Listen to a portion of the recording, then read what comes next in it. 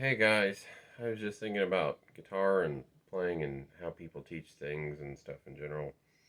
And I had thought that I thought I would share with I've been playing guitar for, I started in like the late 90s, mid to late 90s, and so now we're in the 2020s.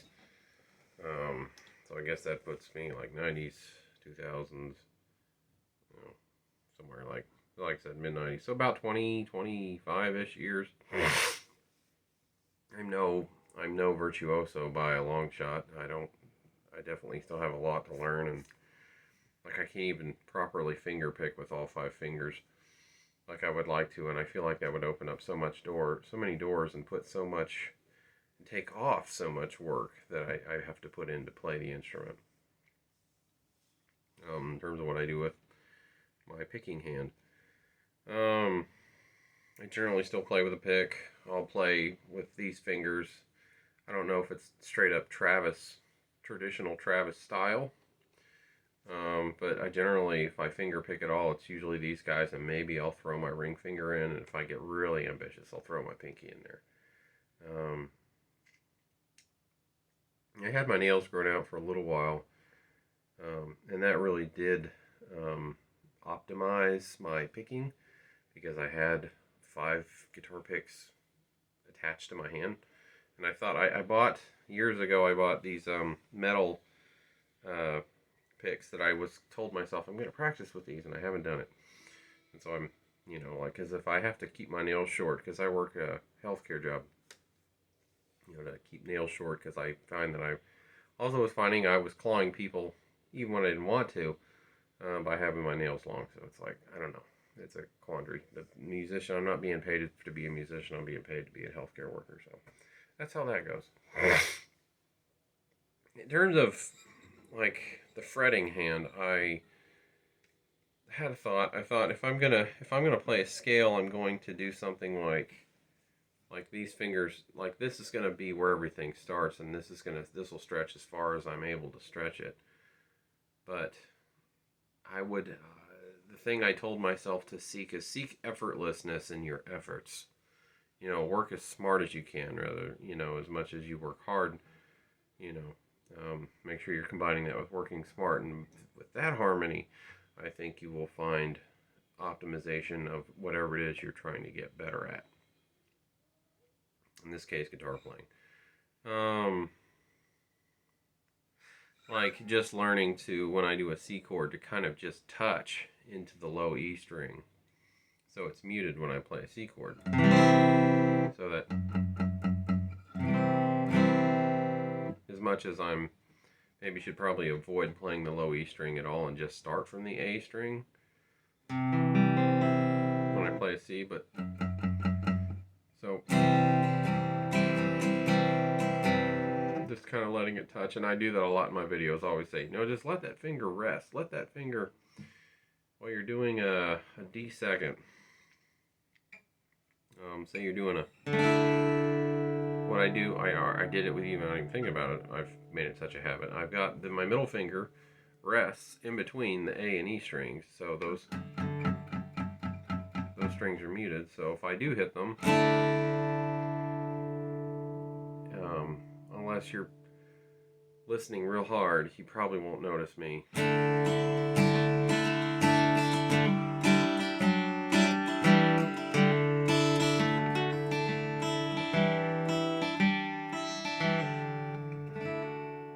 Probably won't notice those strings at all, because they're for the most part they're muted, and they won't be making any sound when they're not supposed to. And that was something I didn't always do, and I had somebody comment that you're playing other wrong strings when you're playing chords. So my chording was sloppy. So I cleared that up. So look, and again, so just letting that finger it's resting, it's not pressing anything, it's just there. And through the practice, that becoming a more automatic thing that I do, that became an effortless effort.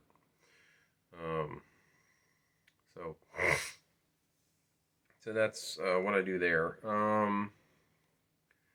And other chord changes, I have other little tricks that I do. But And I just started trying to play some scales and experiment with playing lead guitar-ish things, which I've done a little bit more of, and I have a lot more knowledge of the fretboard because of that. Um, so yeah, definitely seek the effortlessness in your efforts. You know, work as smart as you can, and work hard at working as smart as you can, and then your efforts will be a lot better. A capo. Some people look at this and say that is a crutch. I disagree. Through my years of playing, I would disagree. For one, if you want to cover particular artist songs like the artist did them, the smartest thing you can do is put the capo where the artist put the capo. If I looked correctly, for example, a Third Day song called I've Always Loved You.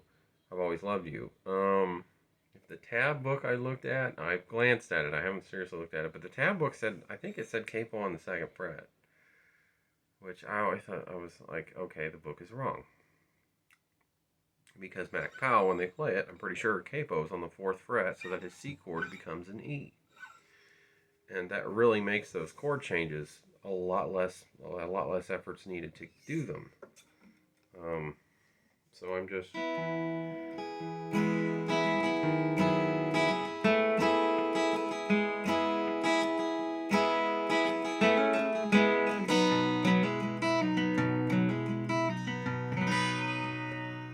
If I play it on the 2nd fret, I'll see, can I even do that?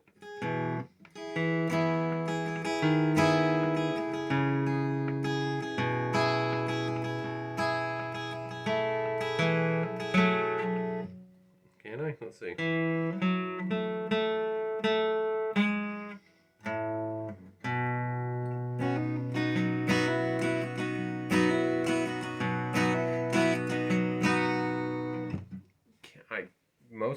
I could find my way through it, I guess. Maybe with practice I could play it on the 2nd fret, the 2nd fret version of the song. But if you want to cover it the way Mac Powell does it, you do it on the 4th fret. Like being a Jars of Clay fan especially, their first record was in an odd tuning, and that's probably why that stood out to me more than any. Particularly, my choice of bands probably affected that. You have to tune the guitar a certain way, and then a lot of those songs are in G, so you capo on the 3rd fret. And I went as far as even capoing on the 3rd fret with a guitar in standard tuning, and playing a song that's normally in an odd tuning, and finding a pretty close way to play the song and using in standard tuning. So.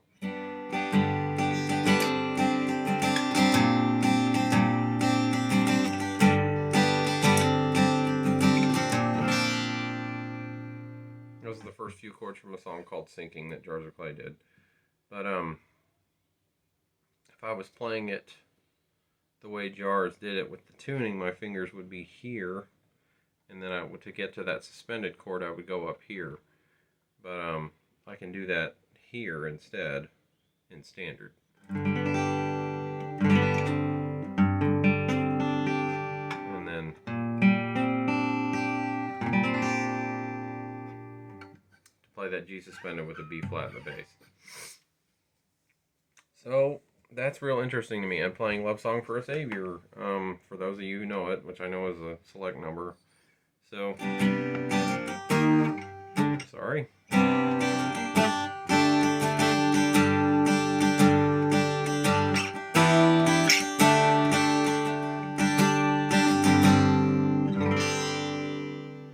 I know there's certain nuances of that song that if you don't use the tuning, you can't achieve. That G suspended is actually just a done harmonically, but I can't do it because I'm not in the tuning. The open tuning allows for that harmonic to sound like a G suspended chord, which is a nuance there.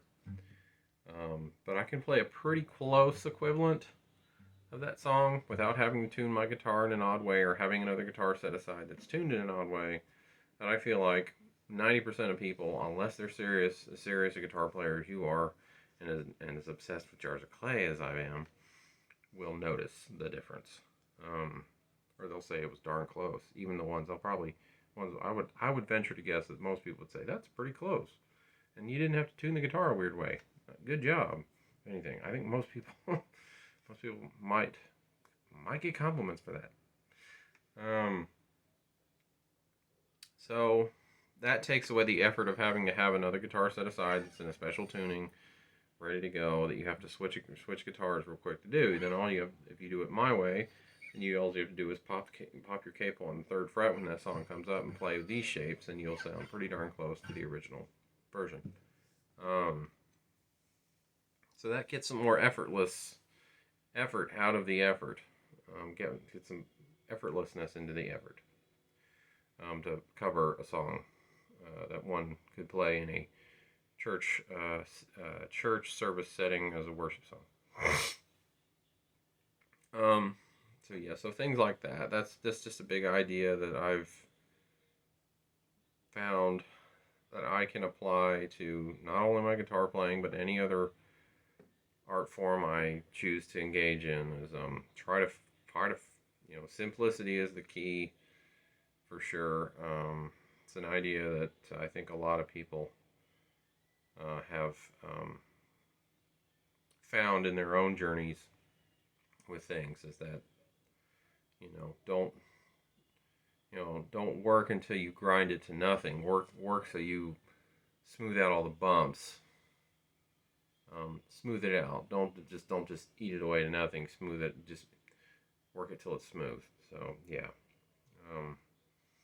So things ride along more smoothly.